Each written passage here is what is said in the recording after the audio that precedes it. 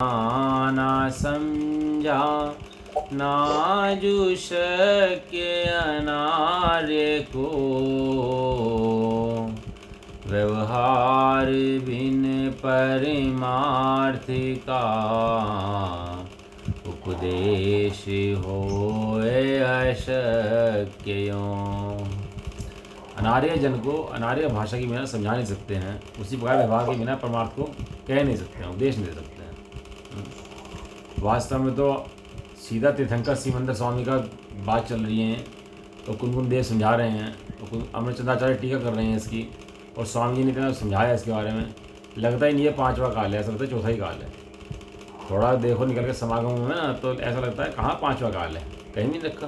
यही बातें तो थी शमोषण के अंदर, शमोषण के अंदर कौन सा नई बात थी, ये तो समझा रहे थे तीर्थंकर देव बैठ के लोगों को, और ये तो समझ नहीं आ रहा था। बस ये समझ में आने से तो धर्म हो रहा था, और ये समझ में आने से धर्म हो रहा था।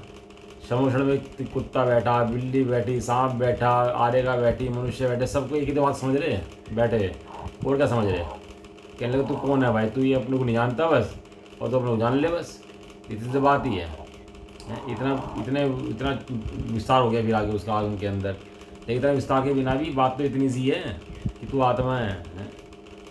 ढाई अक्षर आत्म का पढ़े से पंडित हुए, पोती पढ़ जग भया पंडित भयानक हुए, और ढाई अक्षर आत्म का पढ़े से पंडित हुए। वही बात चल रही है, आत्मा सुनते ही उसके अंदर खल में, ये आत्मा के अंदर कितने भेद प्रभेद उसके कैसे कैसे होती है, और बताओ जी, और बताओ और बताओ। ऐसा नहीं, आचार्य देव ने तो एक भेद करा लिए, शिष्य भेद के अंदर आ गया, इतना सा भेद है बस। और वो भेद के भी भेद में चला गया, और भेद में चला गया, और भेद में चला गया, तो उसमें दूर निकल जाता है वो जी, फिर वो आत्मा दूर रह जाता है उसका, और भेदों के अंदर निकल जाता है वो आत्मा। ऐसा उन्होंने तो जितना छोड़ समझाया है ना, इससे छोड़ में तो समझा नहीं सकता कोई वास्तव में। ढाई अक्षर है उस आत्मा का, इससे फालतू की पढ़ाई नहीं है, इतना ही व्यवहार है बस, और आत्मा में चला गया इससे निश्चय है। ऐसा जैसे किसी मलेच्छ को यदि ब्राह्मण स्वस्ति शब्द कहे तो वह मलेच्छ नहीं समझता, उस ब्राह्मण को मेंढे की भांति देखता रहता है।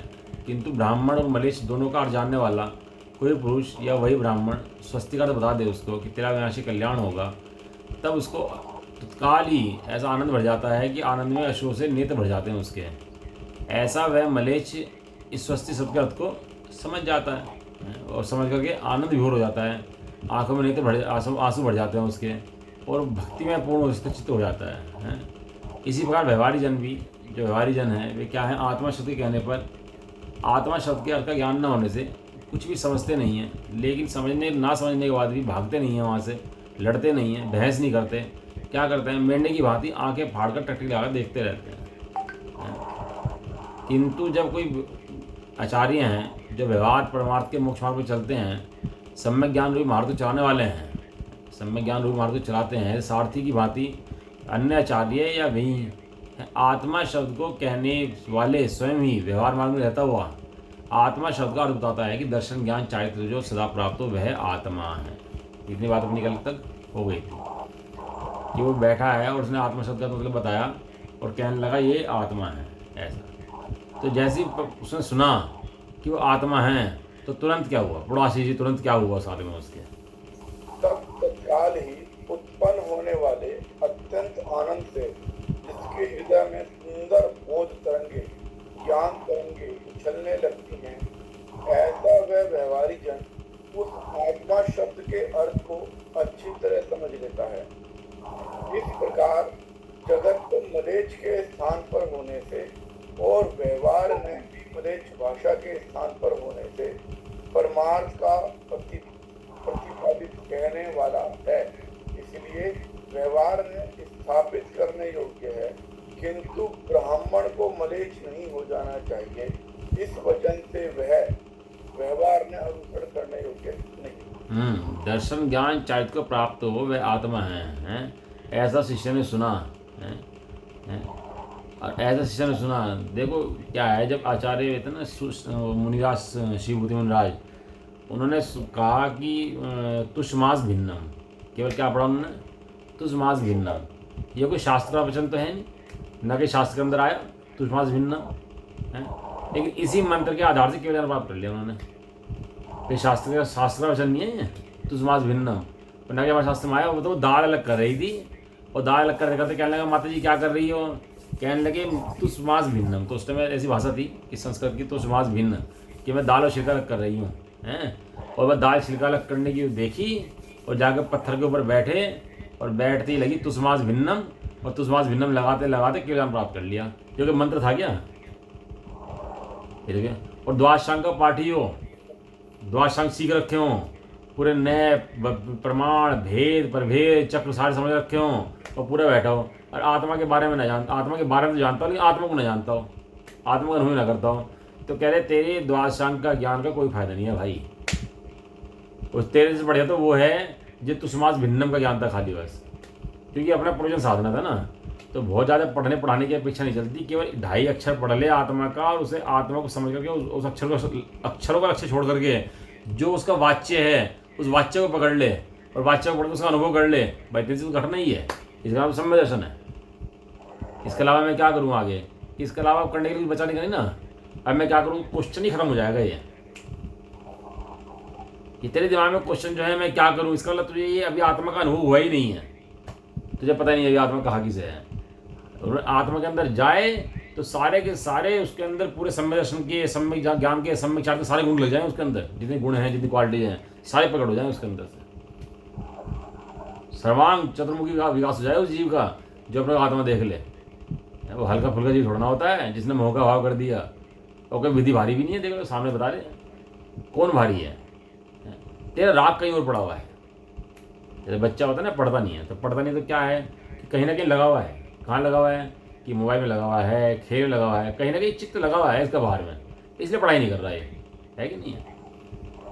मन नहीं कर रहा खाना खाने का। क्यों नहीं कर रहा मन खाना खाने का, तेरा पेट खराब है, तुम्हें पेट का इलाज करा पहले।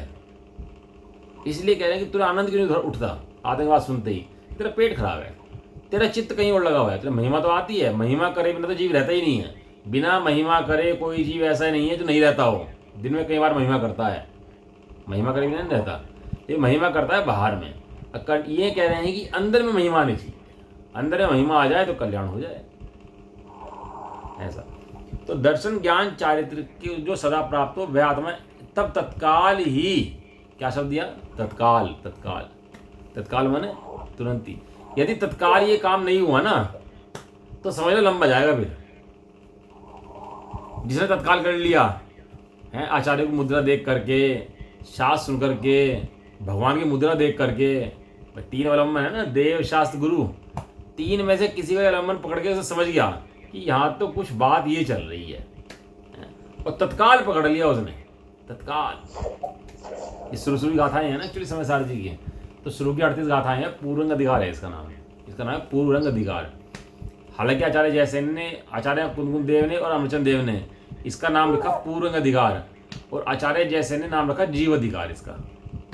वे कहते हैं जीव की चर्चा है, यहाँ पर जीव को समझा रहे हैं। उन्होंने आचार्य कुंदकुंद देव ने नाम रखा, आचार्य अमरचंद देव ने नाम रखा जीव पूर्वरंग अधिकार, और इसका बाद का अधिकार जो है उसका नाम रखा जीव अजीव अधिकार, और आचार्य जयसेन ने नाम रखा अजीव अधिकार। उसका नाम समझ में आ गया। उन्होंने जीव और अजीव करा, इन्होंने पूर्व रंग और जीव और अजीव करे, इस तरह से भेद करे। क्यों रखा उन्होंने ऐसा नाम, उन्हें ऐसे इतना आनंद आया। शुरू की 38 गाथाएं है ना, बहुत मुख्य गाथाएं हैं, इतने खुलासे चल रहा है ना शुरू का, तो इतना खुलासे इसलिए चल रहा है। 38 गाथाएं बहुत इंपॉर्टेंट गाथाएं हैं शुरू की 38 गाथाएं समय सार जी की पूर्वरंग अधिकार की बहुत मोस्ट इंपॉर्टेंट कोर्स है। शुरू की 38 गाथाएं जैसे स्टेज लगाते हैं ना, पहले तैयारी करते हैं, तो पूर्व रंग ने स्टेज नाटक होने से पहले की तैयारी, उसे कहते हैं पूर्व रंग। स्टेज लगा रहे हैं, तैयारी कर रहे हैं, रिहर्सल कर रहे हैं, उसका नाम है पूर्व रंग। तो किसकी तैयारी चल रही है, ये मोक्ष की तैयारी चल रही है, पूर्व रंग चल रहा है ये।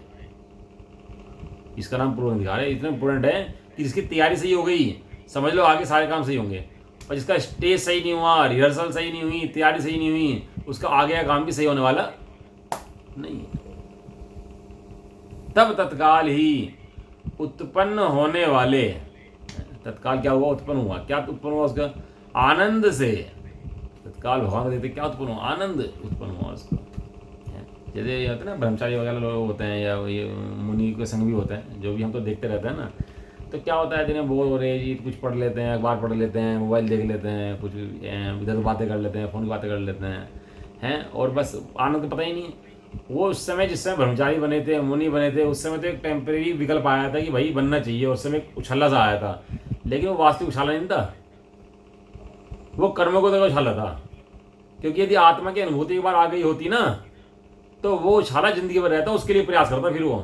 अब वो उपयोग जो इधर उधर चला जाता है, बोर हो रहे हैं, पैसे का हिसाब लगा रहे हैं, मंदिर का हिसाब लगा रहे हैं, वो सब उपयोग चला जाता है उसके अंदर ही, वो सब उपयोग उधर चला जाता है। तब तत्काल ही उत्पन्न होने वाले अत्यंत आनंद से जिसके हृदय में सुंदर बोध तरंगे, ज्ञान तरंगे उछलने लगती हैं, सुंदर बोध तरंगे, ज्ञान तरंगे उछलने लगती हैं। मैंने कल एक समय सारथी का भेजा आपको ग्रुप पर, उसका मोक्षमार्ग पाशक का, मोक्षमार्ग पाशक में रहस्यपूर्ण चिट्ठी लिखी उन्होंने, टोडरमल जी ने। वो उस रहस्य चिट्ठी क्या, शास्त्री बन गया अपने आप में रहस्यपूर्ण चिट्ठी का। तो उसके अंदर वो विधि थी सम्यक दर्शन की, तो मैं पढ़ देता हूँ आपको, देखो खोल भी देता हूँ उसको। सम्यक दर्शन की विधि क्या है उसके अंदर, बहुत सुंदर सम्यक दर्शन की दी है, सम्यक दर्शन कैसे होता है और सम्यक दर्शन क्या करना चाहिए। पढ़ा नहीं पढ़ा किसी ने, जो मैंने भेजा था, पढ़ा था।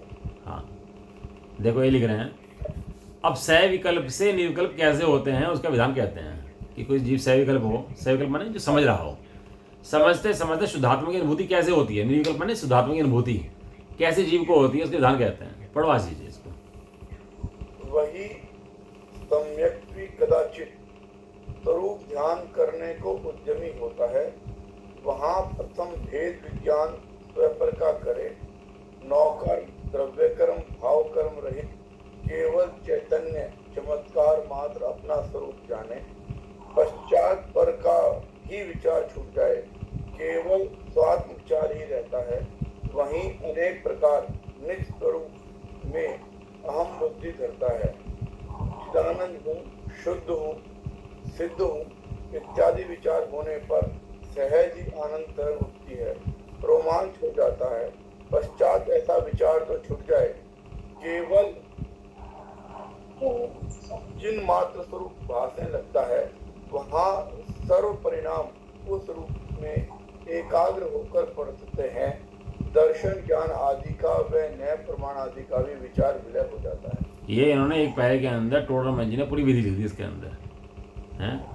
जैसे वो होता है ना, अंधे घूम रहे हो, बहुत सारे जंगल के अंदर अंधे घूम रहे हो, मतलब आँख वाले घूम रहे हो, अंधे नहीं, आँख वाले घूम रहे हो, और एक बिजली चमके, अब तक अंधकार ही पता था, अंधकार ही है, अंधकार ही है, अंधकार ही है, एक आसमान में बिजली चमकी, और बिजली चमकते ही उसको दिखाई दी एकदम बिजली हैं।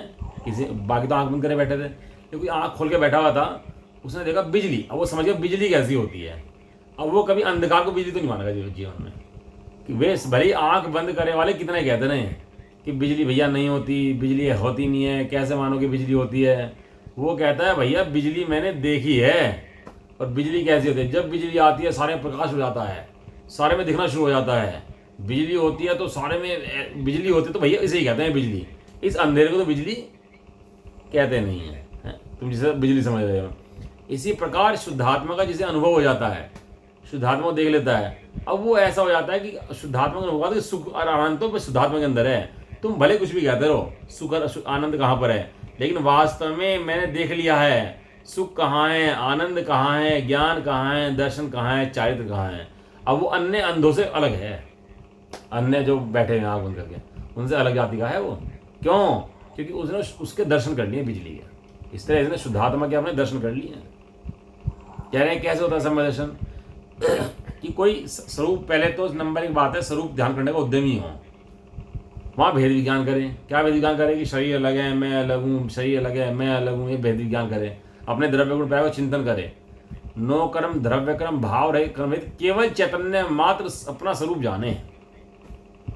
उसके पश्चात विचार छूट जाए, द्रव्य गुण पर्याय का, चैतन्य चमत्कार का, और क्या रहे कि मैं आत्मा हूँ, मैं आत्मा हूँ, अनेक प्रकार निज स्वरूप में अहम बुद्धि धरे। और क्या विचार आए उसके, मैं चिदानंद हूँ, शुद्ध हूँ, सिद्ध हूँ। और ऐसा होने पर उसकी आनंद तरंग उठती है। मैंने यहाँ से विचार आया मेरा कि आनंद तरंग उठती है। मैंने पढ़े थे ना पहले, तो मुझे याद आ रहा, आनंद तरंग लिखा था इसके अंदर। तो कल मैंने देखा था इसके अंदर यहाँ आनंद तरंग आई, और वहाँ भी क्या उठ रही थी, वहाँ भी आनंद तरंग उठ रही थी। कि आनंद तरंग का बहुत खेल है भैया, ज़्यादा पढ़ाई लिखाई का खेल नहीं है, आनंद तरंग का खेल है। आनंद तरंग आ जाए तो काम हो जाए। आनंद तरंग उठते, रोमांच हो जाता है। अपने स्वरूप के बारे में विचार करते करते ऐसी दशा आती है कि आनंद तरंगे उठनी शुरू आती हैं, रोमांच होना शुरू हो जाता है, और उसके बाद वो रोमांच भी ठंडा पड़ जाता है और आनंद तरंग भी बैठ जाती है। वो उठी तो थी, ऐसा ना उठे तो काम ना हो, और उठी रहे तो काम ना हो। उठी थी हैं, वो तो बैठ जाए, विचार तो छूट जाए ऐसा, और क्या हो जाए, केवल चिन्मात्र भासने लगे। वहां सारे परिणाम उस रूप में एकाग्र होकर प्रवृत्त हैं। दर्शन ज्ञान का भेद, नए प्रमाण का विचार, विलय को प्राप्त हो जाता है, शुद्धात्मा भासता है। फिर वो ऐसा है जिसने बिजली देख ली, जिसने शुद्धात्मा दर्शन कर लिया, और शुद्धात्मा के दर्शन करने वाले को अंधकार को प्रकाश तो नहीं मानता, वो अंधकार को प्रकाश नहीं मानता। वो कोई कुछ कितना ही कहे कि देह की क्रिया करता तू है, तू क्रोध करता है, ये करता है, वे मानता नहीं है। अब जब उसके अंदर में अब कहीं भी ऐसा विचार नहीं है कि वो देह की क्रिया को अपनी क्रिया मान ले। देखो आचार्य देव तो सब लिख गए हैं, और ये पंडित जी भी सब चीज़ें लिख गए हैं। ये पंडित वगैरह ना सब बातें लिख गए। अभी तो पंडितों की मानने को तैयार नहीं है। तो महाराज जी को ग्रंथ दिया मोक्ष प्रकाशक की, जिस ग्रंथ विधियाँ हैं बहुत अच्छी, तो ऐसे फेंक दिया, कहने लगे पंडितों का ग्रंथ हम नहीं पढ़ते। इतना ग्रंथ नहीं फेंक दिया, मोक्ष मार्ग फेंक दिया। बनारस दास जी, टोडरमल जी, भागचंद जी, ऐसे ऐसे विद्वान हमारे पंडित हैं, पढ़ो उनके चरित्र के बारे में थोड़ा सा क्या कहते हैं। वही वहाँ जाते हैं अपन लोग। तो बात हमारी चल रही थी यहाँ पर कि तत्काल ही उत्पन्न होने वाले अत्यंत आनंद से जिसके हृदय में सुंदर बोध तरंगे उछलने लगती हैं। याद आ गया, वहाँ से जुड़ गया। अभी वो सुनते ही जिसके दिल में ऐसा आया, विचार ऐसा आया, मैं शुद्ध हूँ, बुद्ध हूँ, ज्ञान हूँ, और ऐसा जान करके अपने बारे में जिसके आनंद तरंगे उछलने लगती हैं। उछलने पर क्या हुआ कि ऐसा वह व्यवहारी जन बताया था ना, अज्ञानी जन नहीं, व्यवहारी जन, जो अभी आत्मा का अनुभव नहीं कर रहा है लेकिन आत्मा के अनुभव के लिए प्रयास कर रहा है, उसका नाम व्यवहारी जन। वो व्यवहारी जन उस आत्मा शब्द के अर्थ को अच्छी तरह समझ लेता है। बहुत पढ़ लिया जी हमने आत्मा के बारे में, पूरा ग्रंथ पढ़ लिया समय सार जी। आत्मा के बारे में पढ़ा कि नहीं पढ़ा? स्वामी के पास लाया शास्त्र कि मैं तो पढ़ लिया, तुम्हें कुछ है ही नहीं, हमें तो कुछ नहीं दिखाई दिया, तुम्हें दिख रहा है इसके अंदर? कोई 2-3 पन्ने पलटे तो उनको मजा आ गया, और तुमने पूरा शास्त्र पढ़े तो मजा नहीं आ रहा। तेरा विकार है, तेरा रोग लगा हुआ है तेरे को, पहले रोग का इलाज कर अपने। ऐसे व्यवहारी जन उस आत्मा शब्द के अर्थ को अच्छी तरह समझ लेता है। समझ लिया उसने, समझ लिया कि नहीं समझ लिया? क्यों जी ये समझ लिया, नहीं समझ लिया उसने? इस प्रकार जगत तो मलेच्छ के स्थान पर होने पर, जगत जितना जगत है ये सब किसके स्थान पर है? मलेच्छ। क्योंकि शुद्ध आत्मा जानते ही नहीं है। मलेच्छ कौन कहा है यहाँ पर? जो आत्मा के बारे में नहीं जानता वो मलेच्छ है। समझ में आया? और जो आत्मा के बारे में जानता है वो आर्य है। बताओ, मलेच्छ करे जो आत्मा को नहीं जानता, खाली व्यवहार की बातें करे, व्यवहार से धर्म बताए, व्यवहारिक क्रियाओं को उर्द करे, और आत्मा की बात को 1 मिनट में टाल दे, क्वेश्चन आने से पहले खत्म कर दे, बात ही ना करे उसकी, तो कहते हैं मलेच्छ के स्थान पर है वो मलेच्छ है भी। उसको पता नहीं है वो क्या कह रहा है। शुद्धात्मा कहते किसे हैं? शुद्धात्मा की अनुभूति होने पर होता क्या है उसे पता नहीं है अभी। वे तो आचार्य देव करते हैं ना अनुभूति, तो बताते हैं कि होता क्या है। आनंद तरंगे उठती हैं, आनंद आ जाता है उसको। तो जगत मलेच्छ के स्थान पर होने पर, और व्यवहार ने क्या है? मलेच्छ भाषा के स्थान पर होने से। व्यवहार ने किसकी भाषा है? मलेच्छों की भाषा है। क्या कहा दिया जी? किसकी भाषा है? मलेच्छ की भाषा है। अब कह रहे नहीं व्यवहार ने पालो भैया, व्यवहार पाले बिना कैसे होगा? नियम व्रत के बिना कैसे धर्म हो जाएगा तुम्हारा? और कैसे क्रियाएं करे बिना कैसे हो जाएगा? ऐसे धर्म होगा क्या? कि मलेच्छ की बात करता है तू? मलेच्छ भाषा में की बात करता है तू? क्या हो गया तेरे को? मलेच्छ भाषा में बात करता है? तू मलेच्छ है क्या?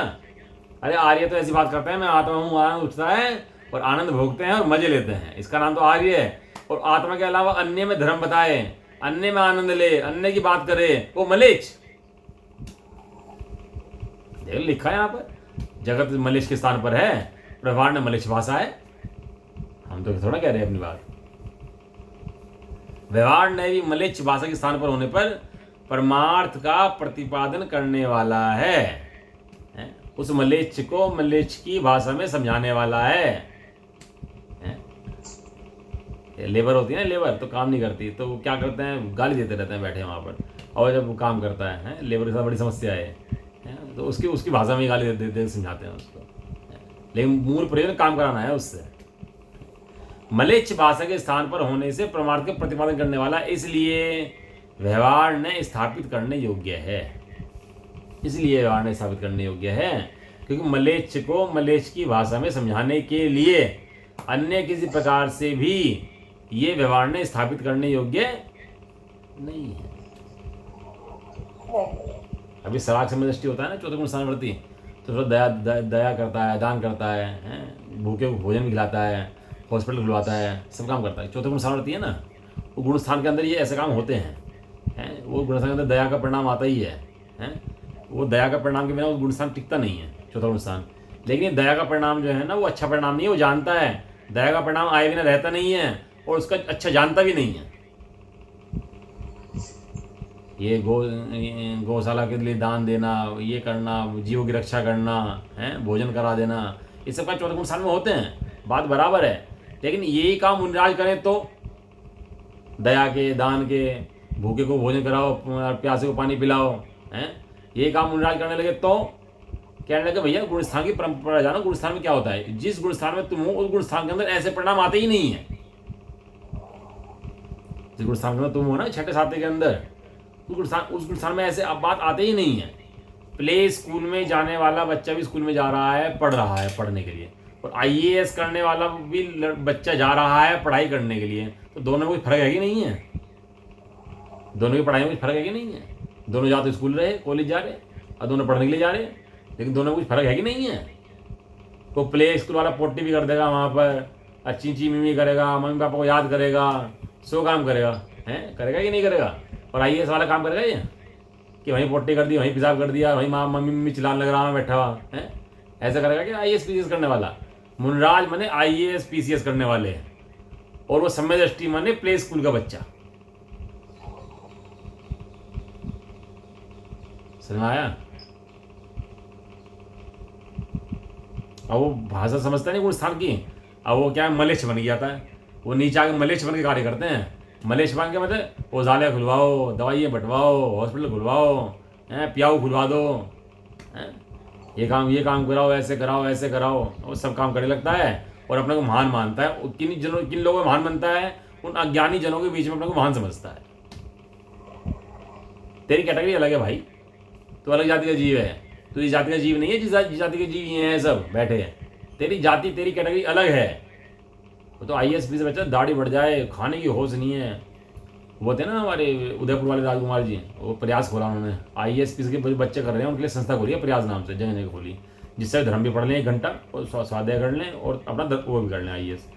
कह रहे थे कि उस बच्चे के पास शेविंग बनाने तक का टाइम नहीं होता कि शेविंग बना ले, 1 साल तक शेविंग बढ़ती रहती है, 6-6 महीने तक, और दाढ़ी बनाने तक का टाइम नहीं होता, उसके बाद दाढ़ी बना ले, वो इतना टाइम नहीं है उसके पास। अब बकवास करेगा बैठ के वो, दूसरी बातें करेगा वो। मुनराज के पास टाइम मिल जाएगा बातें करने का, प्रवचन करने का, टाइम लगा के विधान कराने का, बातें करने का टाइम मिल जाएगा। अभी तुम्हें पता ही नहीं है तुम कर क्या रहे हो, तुम कौन से गुण स्थान में हो और क्या करने जा रहे हो और कैसी क्रियाएं होती हैं गुण स्थान के अंदर, उसके अंदर अभी तुम जानते नहीं हो। मलेच्छ बन जाते हैं, मलेच्छों के साथ रह रहे के ये कह रहे हैं कि उस ब्राह्मण को मलेच्छ नहीं हो जाना चाहिए, बल्कि मलेच्छ को ब्राह्मण बना लेना चाहिए। और यहाँ क्या हो रहा है कि ब्राह्मण ही मलेच्छ बन जाता है। समझ में आया? इस प्रकार मलेच्छ जगत तो मलेच्छ के स्थान पर है, और जो समझाने वाला है वो आर्य है, और मलेच्छ भाषा के द्वारा समझाता है, परमार्थ को बताता है, दर्शन ज्ञान चारित्र के भेद हैं, पर्याय वाला है, ऐसा बतलाता है, लेकिन पर्यायों से भिन्न शुद्धात्मा दिखाता है। एक प्रयोजन, शुद्धात्मा इस जीव को कैसे दिखे, क्योंकि यदि सब काम तो करे और शुद्धात्मा नहीं देखा तो क्यों जी, क्यों हुआ? ब्राह्मण मुनि को बताया हैं? यहाँ ब्राह्मण मुनि को बताया? नहीं, ब्राह्मण मुनि को नहीं बताया। ब्राह्मण मने जो आत्मा को जानता है उसे ब्राह्मण कहा। जो आत्मा का अनुभव करता है उसे ब्राह्मण कहा। जो आत्मा के बारे में जानता है, आत्मा को जानता है, उसे ब्राह्मण कहा। और जो आत्मा को नहीं जानता उसे मलेच्छ कहा। वो कितना पढ़ा लिखा हो इससे मतलब नहीं है, बहुत पढ़ा लिखा हो सकता है? व्यवहार पर्याय पर्याय पर्याय पर्याय से पार है, हैं? एक कन्या थी, कहने लगा भैया इसका भाग्य देखना, इसका भाग्य बहुत अच्छा है, इसका भाग्य बहुत अच्छा है। कहने लगा क्या है? इसकी चक्रवर्ती शादी होने वाली है, लेकिन एक समस्या है। क्या समस्या है? कि इसकी आयु 1 दिन की है। क्या कहा? बताओ, माँ भाग्यवान है कि नहीं है? माँ भाग्यवान है कि नहीं है? मृत्यु से भगवान भाग्यवान का क्या संबंध है? बता रहा हूँ ना, पर्यायों को महान दिखाए, पर्यायों को ऊर्ध्व करे। शादी चक्रवर्ती से होने वाली है इसकी, ये देखेगी आत्मा को, लेकिन आयु एक समय की है इसकी। इसलिए पर्यायों में भगवान नहीं बैठा, भगवान के अंदर भगवान बैठा है। पर्यायों से आत्मा नहीं है, आत्मा से पर्याय है। एक समय की पर्याय है ना, नाश हो जाती है। एक समय पर्याय टिकती नहीं ना, खत्म हो जाती है। पलक झपकने में कितने समय निकल जाती हैं? असंख्यात आंवली, असंख्यात आंवली निकलती हैं पलक झपकने के अंदर। तो असंख्यात आंवली, और एक आंवली के अंदर कितने समय? असंख्यात समय। आशीष जी पकड़ रहे हो नहीं पकड़ रहे? आंटी पकड़ मारी बात। एक पलक झपकने में असंख्यात आंवली, और एक आंवली के अंदर असंख्यात समय। और ये कहता है पर्याय को पलटता हूँ, पर्याय करता हूँ। पर्याय से द्रव्य है, पर्याय से द्रव्य कैसे हो गया भाई? बता दो दे। वो तो पलट जाती है एक समय के अंदर ही। जो पहली बार आत्मा का अनुभव होता है कितने समय के लिए? हाँ, ये बहुत सुंदर क्वेश्चन है आपका, ये मुझे बताना भी था इस बारे में। बहुत बढ़िया। 1 सेकंड के चौथाई भाग। 1 सेकंड के, 1 समय के? 1 सेकंड के चौथाई भाग। एक समय से कम तो हो नहीं सकता, एक समय से कम तो कुछ भी नहीं कार्य हो सकता। 1 सेकंड के चौथाई भाग अनुभव होता है, और मुनिराजों को 1 सेकंड के पौने भाग होता है। और उस 1 सेकंड के चौथाई भाग के अंदर असंख्यात समय निकल जाते हैं, और असंख्यात समय के अंदर उसे अनुभव होता है और बाहर आ जाता है। तो बैठ नहीं पाता वहां पर अंदर उस समय दृष्टि जी, और बाहर आते देख लेता है कि मैं कैसा हूँ। और जो देख लेता है ना, उससे काम होता है फिर आगे का। फिर उससे पता लग जाता है कि मैं कैसा था और कैसा हूँ। फिर निर्णय बन जाता है उसका एकदम से। तो पढ़े पढ़े पढ़े, तो अब जब तक अनुभव ना करे ना, वो पढ़ना भी कार्यकारी नहीं होता। और जब अनुभव कर ले तो पढ़ना कार्यकारी होता है पूरा पूरा। वो देख लेता है अंदर जाके मैं कैसा हूँ। और जब तक ना देखे तब तक कर्ण लब्धि नहीं आती। प्राग्ञ लब्धि आ सकती है, कर्ण लब्धि नहीं आती। और जीव अनंत बार प्राग्ञ लब्धि में प्रवेश कर चुका, कर्ण लब्धि में प्रवेश इस जीव ने आज तक करा नहीं। ये हम बहुत तुमने कोशिश करी आत्मस्वरूप को देखने की, हुआ फील हुआ कभी? देखो क्या है कि ये बातें तो अपने अनुभव की हैं, अनुभव ही रखना चाहिए अपने पास। और ये ज़्यादा बात बताने की नहीं है। तो विधि बताई आचार्य देव ने, कैसी विधि है, क्या है। जो लगाए उसको मिल जाए, उसमें कोई ऐसी बात नहीं है। जो लगाएगा कोई बहुत भारी काम नहीं है। आपको लगता है बहुत भारी काम है, अंतर्मुखी पुरुषार्थ चाहिए बस। केवल लगता हो ना बहुत भारी काम है भैया, आज तक नहीं हुआ, अनादिकाल से नहीं हुआ, हतोत्साहित होने की जरूरत नहीं है। ये हतोत्साहित करने के लिए कोई बात नहीं है इसके अंदर। एक ही बात हतोत्साहित नहीं, एक बात प्रेरणा करने के लिए, आत्मानुभव के लिए। आचार्य देव ने प्रतिज्ञा करी थी, आत्मा ही देख रहा हूँ और आत्मा दिखाऊंगा। कर दी कि नहीं करी थी प्रतिज्ञा? करी थी 5 नंबर का था प्रतिज्ञा, आत्मा ही देख रहा हूँ और आत्मा दिखाऊंगा। क्योंकि धर्म यहीं पर है, बाकी सब तो मलेच्छ है। नहीं, आत्मा देखने वाले का दृष्टिकोण ही बदल जाता है, उसका विचार ही बदल जाता है। क्या है, वो अंतर में देख लेता है मैं कौन हूँ, बस उसके बाद वो समझ जाता है। लेकिन नवीन भाई ये बताओ, वो अनुभूति किस प्रकार की होती है? अब वो तो वही तो समझा रहे सामने की, उसका आनंद तरंगे उठती हैं, ज्ञान तरंगे उठती हैं, फिर वो भी गौण हो जाता है, फिर उसका आत्मा अनुभव होता है। वो तो सब बातें चल रही है, चल क्या रहा है बातें। नहीं, 1 सेकंड के चौथाई हिस्से के लिए होता है, तो उस टाइम पे क्या ऐसे? हाँ, वही जैसे आँख वो अंधेरे में बैठा है बहुत टाइम से, अंधकार में जंगल में घूम रहा है, बिजली चमक जाए एक बार, बिजली चमके हल्की सी, और बिजली चमकते सारा देख ले, जंगल है, ये है, पेड़ है, ये भी समझ के बिजली कैसी होती है। तो बस इतना ही ऐसे ही होता है, उसको आत्मा का अनुभव होता है और एकदम तुरंत बाहर आ जाता है। वो इतने में ही समझ जाता है कि वो कैसा आत्मा है। तो आत्मा का जो अनुभव है हमारे जैसे ग्रस्त को ही होता होगा। अच्छा, वो किसको होता है? शुरुआत ग्रस्त भ्रष्ट नहीं होता। वो ग्रस्त उसे कहते हैं जो शुद्धात्मा की अनुभूति करने के लिए है या कर रहा है। नहीं, शुरुआत तो मुझे लगता है मिथ्यात्व से ही शुरू होती है, धीरे हाँ, बराबर बात है, ये बात अच्छी है। शुरुआत तो मिथ्या दृष्टि को ही होती है, मिथ्या गुण स्थान में ही होती है, ये बात ठीक है। लेकिन मिथ्या तो धीरे धीरे मंद पड़ता है, वो समझता रहता है, समझते समझते आगे बढ़ता है और शुद्धात्मा की धीरे धीरे अनुभूति करने की कोशिश करता है। और जब शुद्धात्मा की अनुभूति होती है तो ही समय दृष्टि हो जाता है, विधि पूरी जानता है। प्ले स्कूल में एडमिट हुआ बच्चा है ना, तो बेचारा परेशान रहता है, लेकिन लक्ष्य तो उसका सम्यक है भैया, लक्ष्य मिथ्या नहीं है। जिसका लक्ष्य सही है उसका निर्णय भी सही है, वो कर लेगा। और जिसका लक्ष्य गलत है उसका, जिसका पहला घड़ा उल्टा उसके सारे घड़े उल्टे, और जिसका पहला घड़ा सीधा तो सारे घड़े सीधे। लक्ष्य क्या है? शुद्धात्मा की अनुभूति के बिना धर्म नहीं होता, ये लक्ष्य है। मानो तो सही कम से कम ऐसा। मैं पढ़ रहा हूँ, सुन रहा हूँ, मंदिर जा रहा हूँ, पूजा कर रहा हूँ, ये धर्म नहीं है। धर्म कहाँ पर है? धर्म तो शुद्धात्मा के अंदर है। मेरा धर्म मेरे अंदर है, बाहर में कहीं नहीं है। ये तो मानो कम से कम। उन क्रियाओं से तो धर्म मत मानो कि मैंने करके धर्म कर लिया, मैंने स्वाध्याय कर धर्म कर लिया।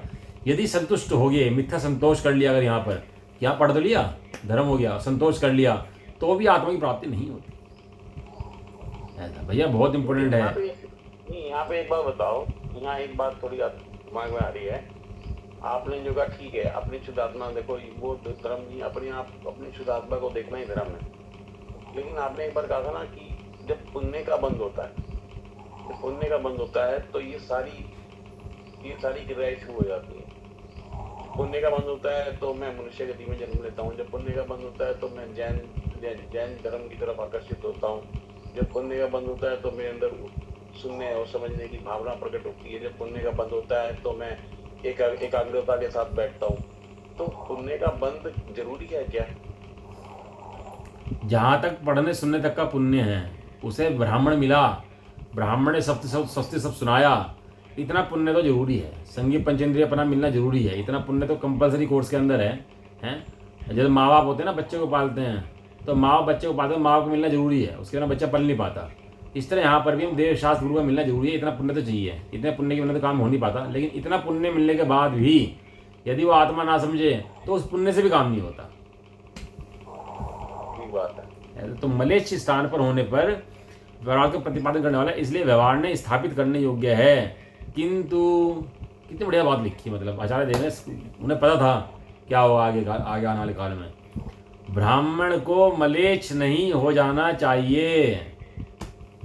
क्या लिखा? ब्राह्मण को मलेच्छ नहीं हो जाना चाहिए। हाँ, अब तो क्या है ना, वो जो पैसे कमा रहा है उसको तो पैसे की महिमा है ही, और जो बैठे त्यागी बढ़ती उनको उनसे ज़्यादा पैसे की महिमा है। तो सेठ को बुलाओ, कितने पैसे दे रहा भैया, यहाँ कितने पैसे दे रहा, वो हिसाब लगाते रहे उनके बैठ के। अरे तुझे त्यागी बढ़ती बनाना था कि तुझे सेठ जाना, तुझे काम करने दे उसके। ब्राह्मण को मलेच्छ नहीं हो जाना चाहिए। इस व्यवहार से, इस वचन से वह व्यवहार अनुसरण करने योग्य नहीं है। एक बार संस्कृत भाषा में बड़ा अच्छा लिखा है इसके अंदर, ऊपर लिखा अथ च ब्राह्मणो न मलेच्छितव्य इति वचन। पढ़ो भाई, आगे लाइन पढ़ो जरा, संस्कृत आती है ना आपको, तो लास्ट लाइन पढ़ो संस्कृत की इसकी। स्थानीय यात्रा जगतो व्यवहार योनिपि मलेच्छ भाषा स्थानीयत्वेन परमार्थ प्रतिपादक प्रतिपादकत्वादु पन्यसनीय है। अतः च ब्राह्मणो न मलेच्छितव्य इति वचनाद्वय व्यवहारनयो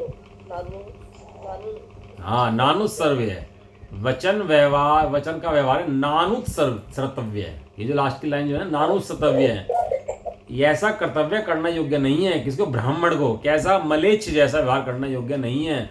यानी कि ब्राह्मण को मलेच्छ हो जाना योग्य नहीं है। ब्राह्मण को तो ब्राह्मण ही रहना चाहिए, मलेच्छ समझे चाहे ना समझे। अब मलेच्छ नहीं समझा, जबरदस्ती समझाओ उसको।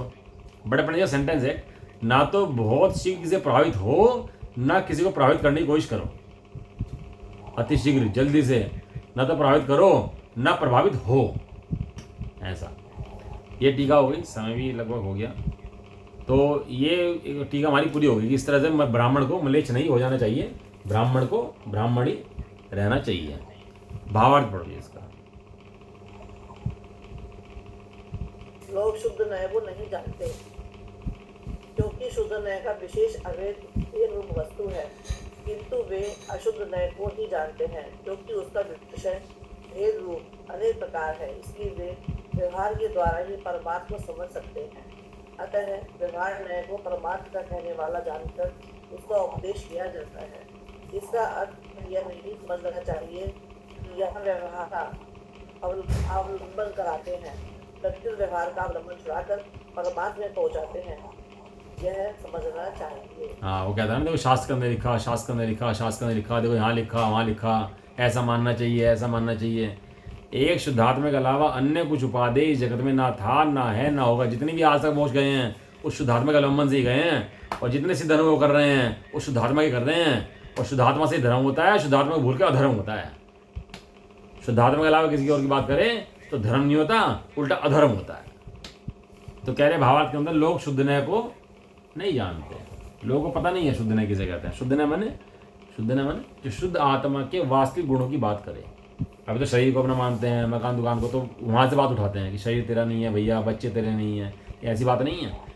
यहाँ कहते हैं शुद्ध न्याय को नहीं जानते, क्योंकि शुद्ध न्याय का विषय अभेद एक रूप वस्तु है। किंतु वे कैसे जानते हैं? अशुद्ध न्याय को ही जानते हैं, क्योंकि उसका विषय भेद रूप है, अनिवार्य है। इसलिए व्यवहार के द्वारा ही परमार्थ को समझ सकते हैं, सीधा परमार्थ नहीं समझ सकते। अतः व्यवहार न्याय को परमार्थ का कहने वाला जानकर उसका उपदेश किया जाता है। इसका अर्थ यह नहीं समझना चाहिए कि व्यवहार न्याय का अवलंबन कराते हैं, परंतु यह समझना चाहिए कि व्यवहार न्याय का अवलंबन छुड़ाते हैं। व्यवहार न्याय खुद आता है, वो कहता है मेरा नाश कर दो तभी परमार्थ में जा पाओगे, कि तुमने मेरा नाश नहीं करा तो परमार्थ में नहीं जा पाओगे। परमार्थ पे नहीं बैठना, निश्चय पहुंचना, इसका सबका मूल यही है। चलो आज का समय हो गया, और बाकी जो इसके भावार्थ है, और जैसे नाचार्य की जो टीका है इसकी, जो जैसा टीका रही, जैसे नाचार्य ने 2 गाथा एक्स्ट्रा दी इस गाथा के ऊपर, उनको इतना मजा आया इस गाथा के अंदर, 2 एक्स्ट्रा गाथा लिखी जैसे नाचार्य ने। तो जो भी चर्चा उसकी है वो कल करते हैं, ठीक है। ये जो आत्मा है तो अभेद है, और जब हम आत्मा का वर्णन करते हैं ज्ञान चारित्र, दर्शन ज्ञान चारित्र, तो वो अशुद्ध न्याय है। नहीं, जब हम दर्शन ज्ञान चारित्र से बात करते हैं तो वो शुद्ध न्याय है। न्याय माने वस्तु को समझाए, जो वस्तु है उसके बारे में समझाए, उसको कहते हैं शुद्ध न्याय। और वस्तु के बारे में ना समझाकर अन्य चीज़ों से समझाए उसको कहते हैं अशुद्ध न्याय। राग से आत्मा को समझाए, शरीर से समझाए, और बाहर से समझाए, वैभव से समझाए, अशुद्ध न्याय कहते हैं। लेकिन आत्मा के दर्शन से, ज्ञान से, चारित्र से समझाए उसको शुद्ध न्याय कहते हैं। हाँ, शुद्ध न्याय, ये शुद्ध न्याय की बड़ी महिमा है इसके अंदर। समाचार जी के अंदर आगे कई जगह शुद्ध न्याय शब्द आएगा। शुद्ध न्याय बहुत आचार्यों को प्रिय है, कई गाथाओं के अंदर शुद्ध न्याय शब्द लिखा हुआ है। अब 14 नंबर गाथा पढ़ेंगे ना, 13-14 नंबर गाथा, तो उसमें शुद्ध न्याय शब्द लिखा हुआ है कि शुद्ध न्याय के द्वारा आत्मा देख, शुद्ध न्याय के द्वारा देख। शुद्ध न्याय माने उस वस्तु को दिखाए, शुद्ध न्याय माने उस वस्तु को दिखाए। यार वस्तु को दिखाने पर वो कहता है मैं न्याय हूँ भैया। क्या कह रहा हूँ? खुद ही अपने आप को क्या कह रहा हूँ? मैं न्याय हूँ, मैं दिखा रहा हूँ, मैं वस्तु नहीं हूँ, मैं वस्तु को दिखाने वाला हूँ। वस्तु अलग है और मैं अलग हूँ, मैं केवल बताने वाला हूँ। किसी रास्ता पूछो रास्ते में आप कि भैया कहाँ जाना, तो बताते हैं ऐसे ऐसे चले जाओ, तो बताने वाला है, पहुँचाने वाला नहीं है। तो फिर वस्तु को क्या कहेंगे भाई? वस्तु तो अभेद है, वस्तु तो अनुभव गम्य है। जैसे इसे भेद को तो अशुद्ध ने बता दिया और व्यवहार को अशुद्ध ने बता दिया, ऐसी भेद को क्या कहेंगे? बहुत बढ़िया। वस्तु के अंदर नया होता ही नहीं है ना, तो बताएं क्या उसके बारे में? वस्तु में नया होता ही नहीं है, और जो बताए तो वो नया हो जाता है तुरंत वस्तु का। अब वस्तु से तात्पर्य क्या है, ये कहना चाह रहे? वस्तु है द्रव्य है, शुद्ध आत्मा, अनुभव गम्य है भैया। जब तक अनुभव नहीं करेंगे तो क्वेश्चन उठते रहेंगे, अनुभव के बाद क्वेश्चन उठेंगे नहीं उसके बाद, ऐसा। और लेकिन वस्तु के अंदर नए नहीं होते, वस्तु को समझाने के लिए नए होते हैं। वस्तु में कोई नया नहीं होता, वस्तु तो एक अखंड द्रव्य प्रमाण का विषय है। इसलिए सम्यक ज्ञानम प्रमाणम, क्योंकि सम्यक ज्ञान का जो विषय है वो प्रमाण है। और प्रमाण के बारे में जब बात करते हैं विषय की, तो उसके बाद जो उसमें निकलता है वो नए निकलता है, उसको कहते हैं नए। वस्तु की बात करें उसका नाम नए है। कहने का मतलब है कि उस अभेद को कहने के लिए कुछ है ही नहीं, बस खाली ये तो शुद्ध नए है या अशुद्ध नए है, इसके अलावा कुछ। बराबर, क्योंकि वस्तु तो वस्तु है ना, वस्तु के बारे में क्या कहेंगे? और वस्तु के बारे में कहते हैं तो वो कहते हैं नए है, इसका मतलब ये है। फिर नए आते हैं तो नए के द्वारा समझाते हैं, लेकिन नए से वस्तु नहीं हो जाती। नया वस्तु समझाता है, नया वस्तु नहीं हो जाता। बाकी खुलासा इसका कल करते हैं, जो भी इसका बात है। चलो, निज निधि निज में बता